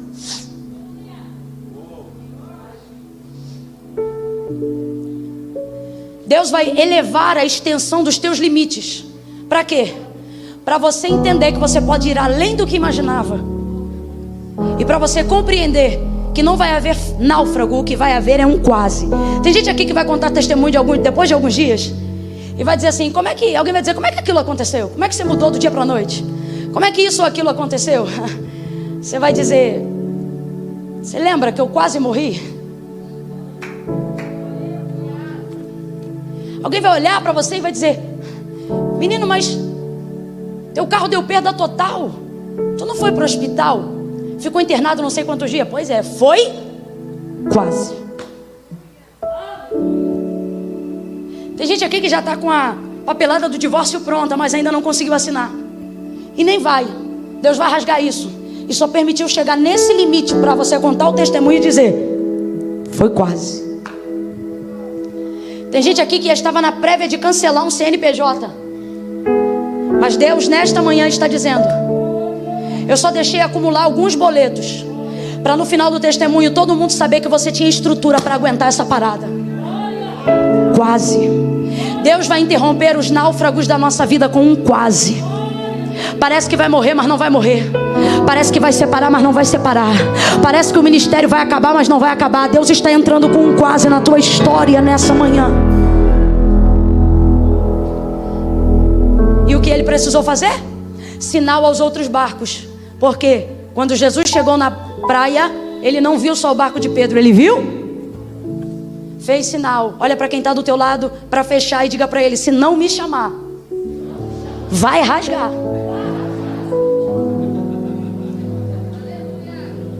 Milagre é coletivo. Se não for para a glória de Deus, se não for para abençoar. Por que o Senhor escolheu José entre seus irmãos? Porque eles podiam até ter sonhos, mas os sonhos de José eram únicos, que começavam com a palavra estávamos. Ele está dizendo: o sonho é meu, mas tem lugar para todo mundo.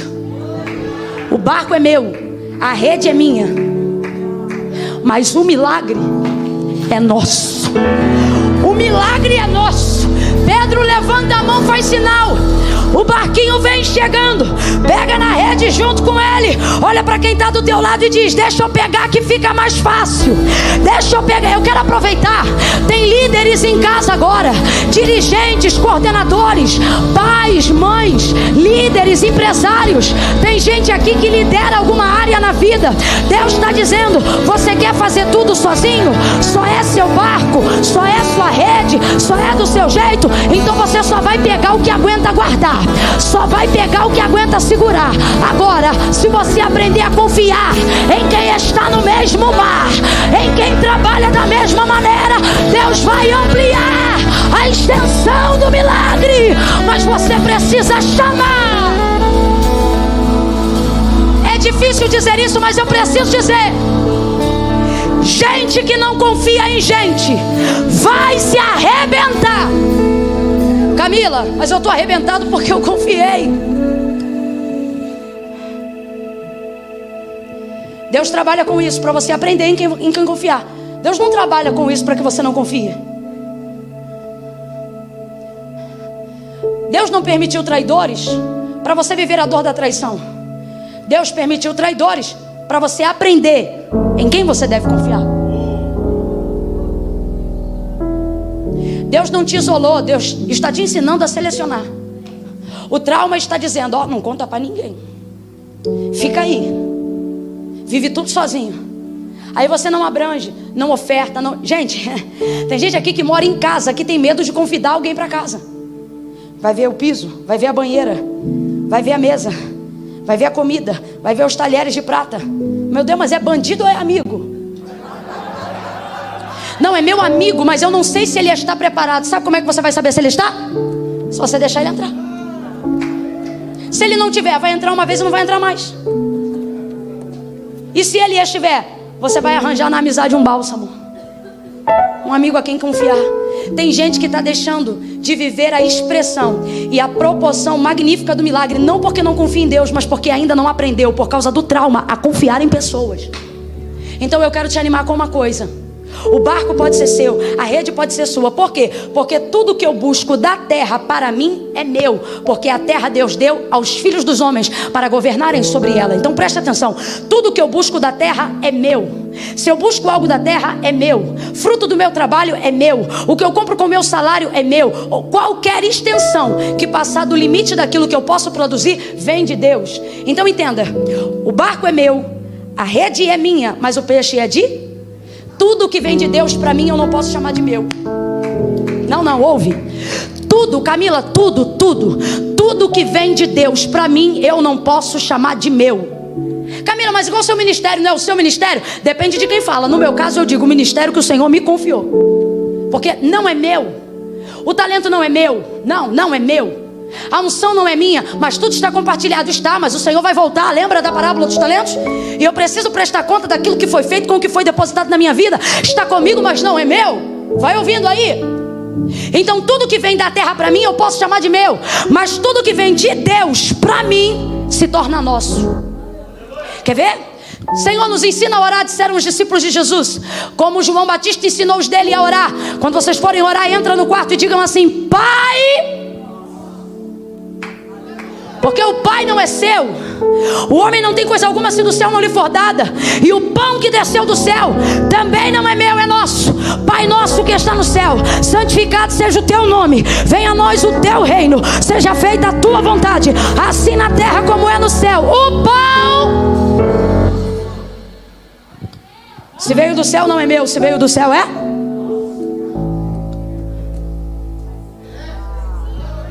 Pedro, o barco é seu, a rede é sua. Ops, a fé é sua, mas o milagre é... Olha para o teu irmão e diz: deixa eu puxar com você. A empresa é sua, mas o milagre é nosso. É Deus que está prosperando, então é nosso. O CNPJ é seu, mas a alegria é nossa. A glória é de Deus, mas a comunhão é nossa. Fica de pé do teu lugar em nome de Jesus. Aleluia.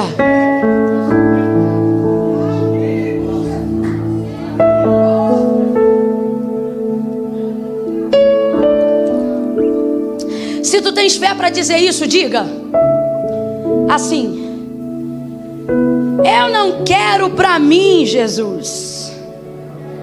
Ih, tá egoísta, hein? Diga assim: não é só para mim, Jesus. Melhorou. Diga: eu quero para todos nós. Senhor, eu não quero enriquecer para dizer eu tenho.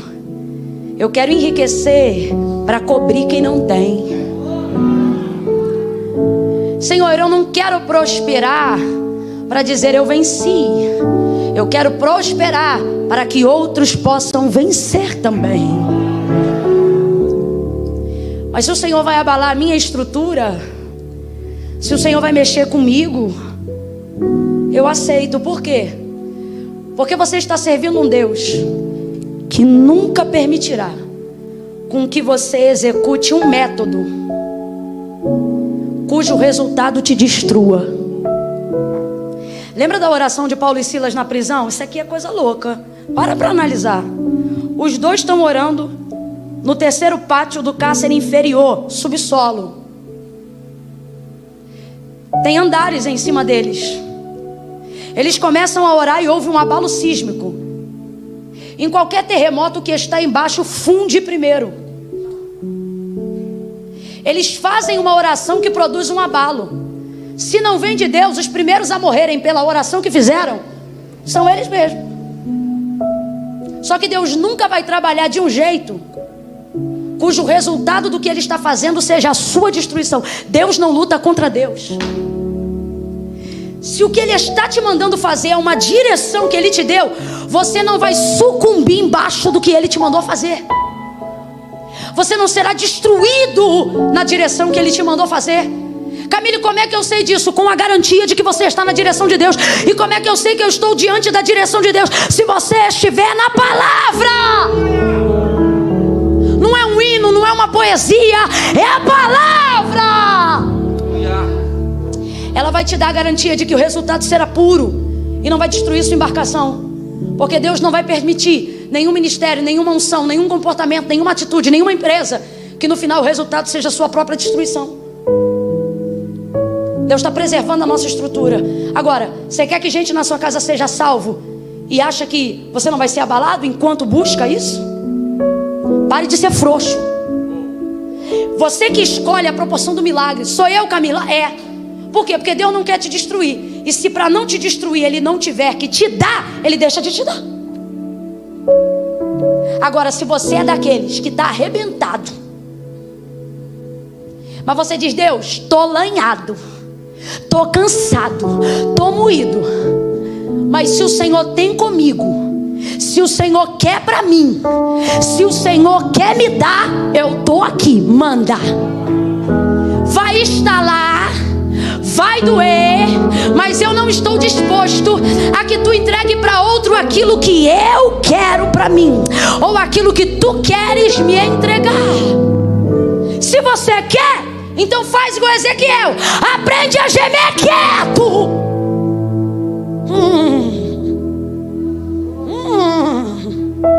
Aprende a dar o tudo bem da sunamita, tudo numa boa. O couro está comendo em casa, numa boa. Que isso, hipocrisia? Não. É que avaliando o que Deus vai fazer, já avalio o que eu vou passar. Mas como eu sei o que Deus vai fazer, vou passar.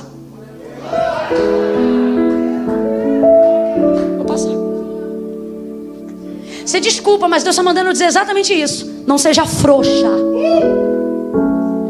Não seja frouxo. Ai, mas está doendo, toma uma dipirona. Ai, mas eu estou com raiva, quebra 3 pratos. Agora você vai abrir mão do que Deus quer te entregar só porque está abalando? Disse Paulo: abatidos, mas não, você não vai sair destruído disso. Você não vai sair arrebentado disso. A retaliação do processo tem limite. Deus não vai te privar da celebração. Você não vai ficar doente no dia do culto de ações de graça. O Deus que permite a ferida também vai trazer a cura. O Deus que permite o estreitamento também vai trazer a largueza. O Deus que te aperta também vai te dar folga. Mas suporte o processo. O milagre é grande, a visão é grande, a perspectiva é grande. O abalo não será pequeno, mas o milagre será maravilhoso, maravilhoso, maravilhoso, maravilhoso, maravilhoso, maravilhoso, maravilhoso. O que Deus vai fazer é maravilhoso, maravilhoso, maravilhoso, maravilhoso. Alguém vai dizer: o que Deus fez foi bom. Você vai dizer: não. O que Deus fez foi ótimo. Você vai dizer: não. O que Deus fez foi excelente. Também não. Foi maravilhoso, maravilhoso, foi maravilhoso.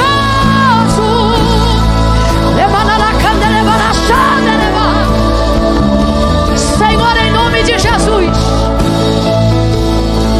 nessa manhã, Senhor,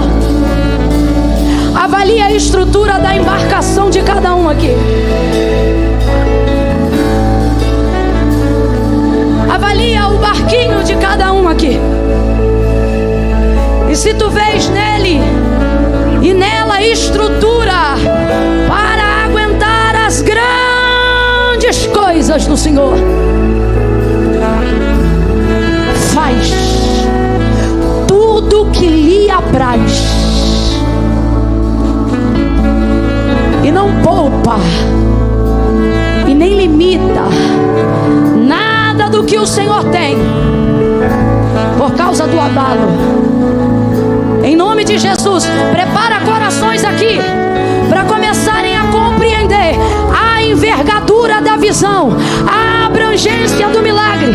Mostra para ele e para ela que ele e ela é apenas um barco, é apenas um instrumento de atuação para que o milagre seja compartilhado, para que a tua projeção seja reverberada na cidade, no campo, na faculdade, na empresa, em casa, na igreja. Expande o raio de atuação, expande o raio de atuação. Nós queremos peixes para a multidão, peixes para a casa, peixes para o barco vizinho. Nós queremos ser fiéis aos métodos, nós queremos te entregar na mão a glória dos resultados. Oh Deus, coloca uma expectativa nova, coloca uma expectativa nova para que este homem continue a fazer o trabalho, continue a desenvolver a chamada, continue a fazer o que o Senhor ensinou ele a fazer. Não deixe essa mulher desistir, não deixe esse homem desistir. O método é antigo, mas a motivação é nova nesta manhã.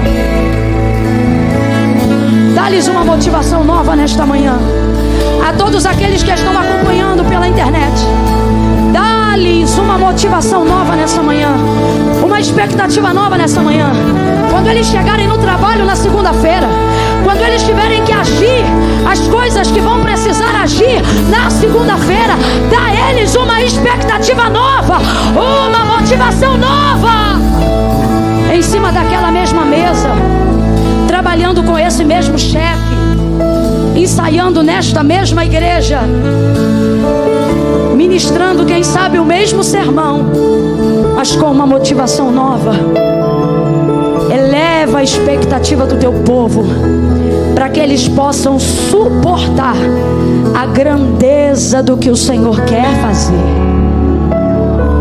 Em nome de Jesus eu oro com a tua igreja agora e os abençoo, lhes enviando esta palavra, para que eles possam começar as atividades dessa semana sobre esta palavra. E que tu possas, ó Deus, revelar os resultados para aqueles que são fiéis aos teus métodos. Em nome de Jesus. Quem concorda, diga amém.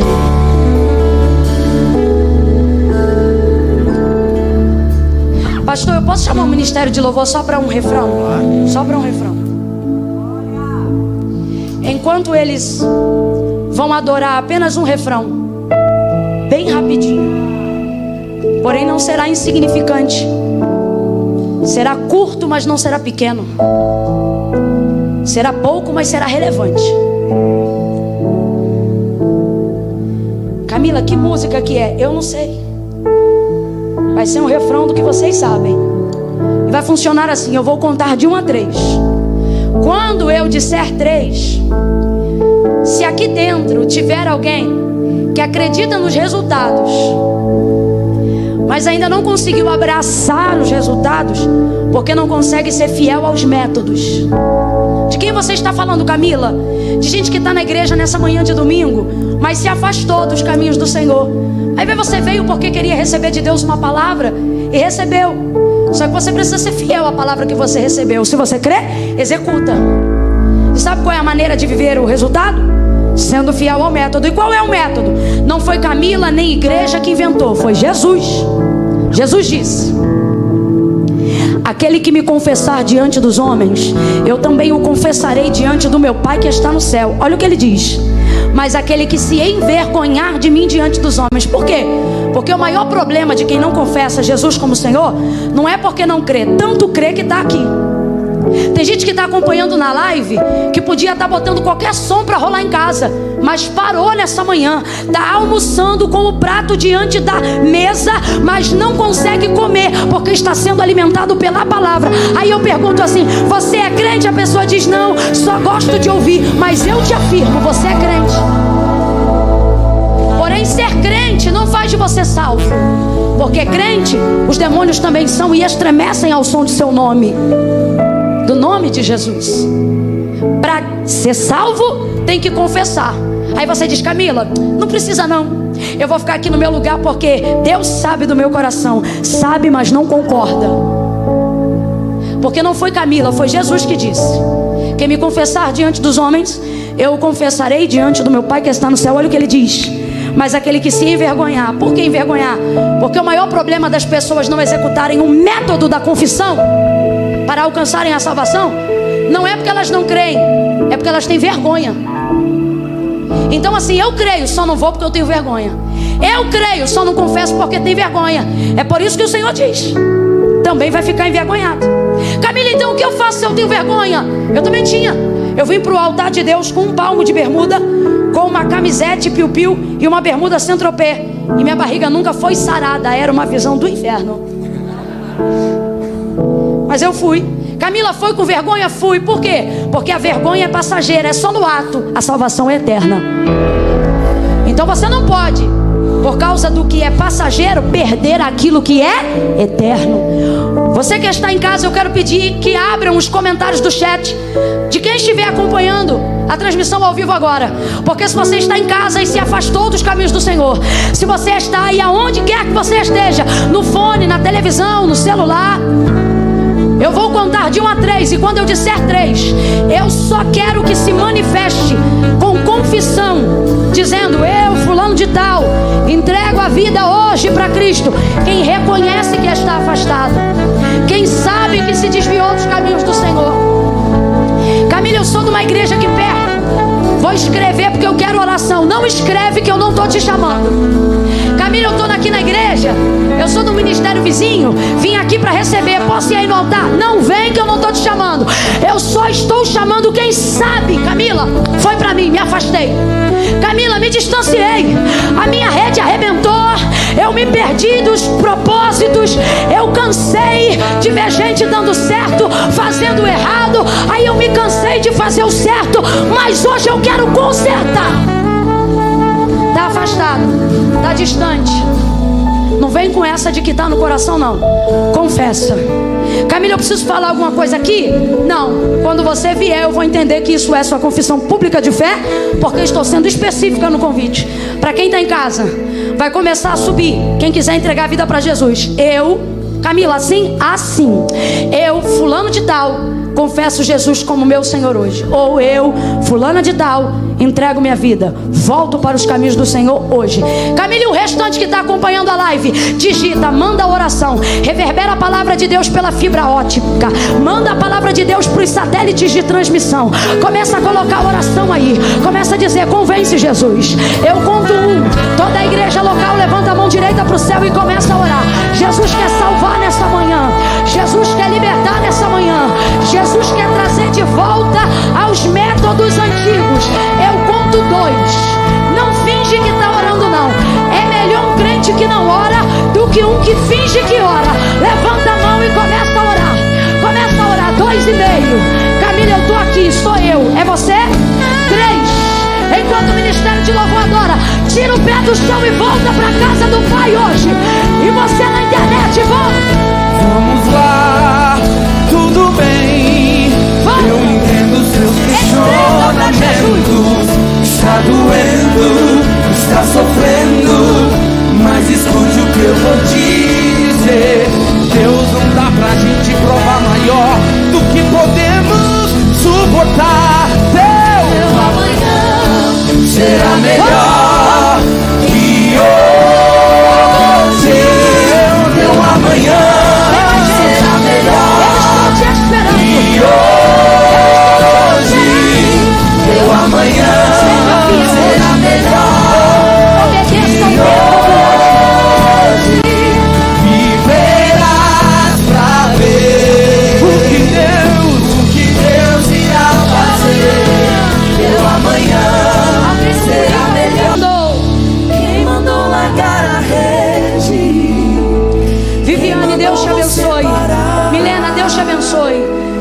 gente vindo para Jesus. Eu, Tamires, Agostinho, aceito Jesus como meu Senhor. Eu, Jussara, reconheço Jesus como Salvador da minha vida. Eu, Aline, Caroline, Sena, entrego minha vida para Cristo hoje e volto para os caminhos do Senhor. Deus abençoe Caroline, Deus abençoe Márcia, Deus abençoe Marcele, Deus abençoe Rucilã, Alciene, Jussara, Thaís, Tamires, Milena, Ana Paula, Kathleen. Deus abençoe, Deus abençoe, Deus abençoe, Deus abençoe.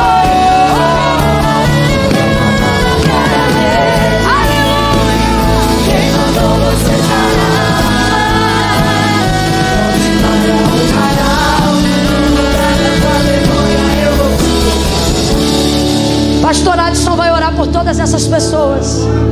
Já pode orar? Amém, então. Igreja, levante a sua mão. Que igreja incrível.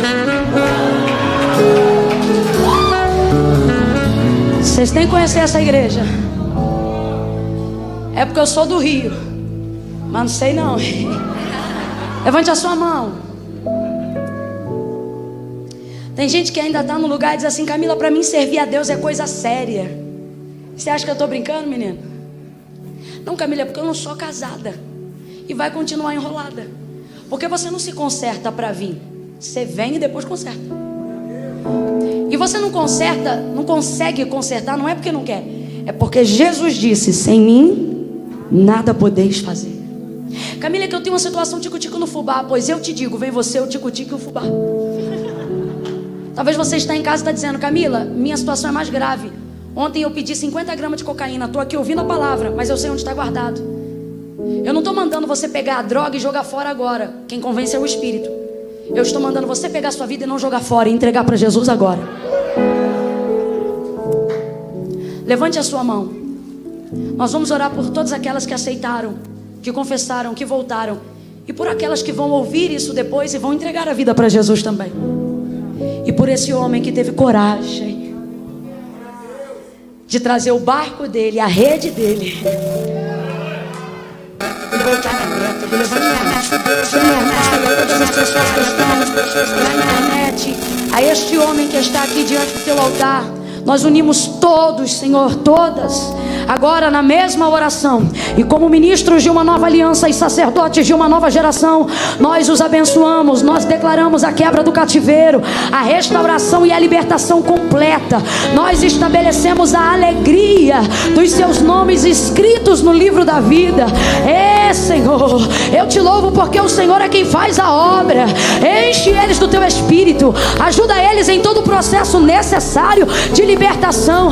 Glorifica o teu nome. Nós ligamos na terra e te pedimos: liga no céu, e ministramos sobre eles a alegria, a alegria, alegria, alegria, alegria, alegria, alegria, alegria, alegria, a alegria do Espírito Santo, e os abençoamos no poderoso nome de Jesus. Quem concorda, diga.